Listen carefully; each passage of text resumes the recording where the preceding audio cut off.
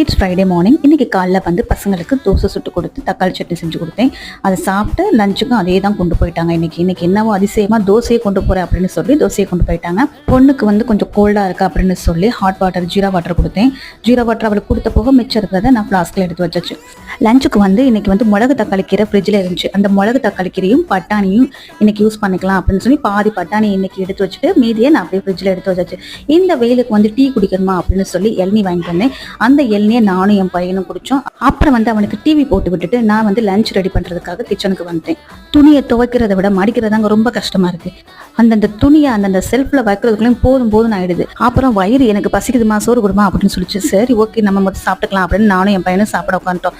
சாப்பாடு முடிச்சுட்டு அதுக்கப்புறம் அப்புறம் என்ன சாப்பிட முடிச்சிடல, அப்புறம் என்ன ரெஸ்ட் வா கிச்சனுக்கு அப்படின்னு சொல்லி கிச்சனை கூப்பிட்டுச்சு. சரின்னு கிச்சனுக்கு போய் அடுப்பெல்லாம் நல்லா சுத்தம் பண்ணிட்டு அப்படி இப்படின்னு மணியை பார்த்தா மணி 6 ஆயிடுச்சு. ஐயோ விளக்கு பொறுத்தருமே. நாளைக்கு அடுத்த சட்ஸ்ல பார்க்கலாம். Bye friends.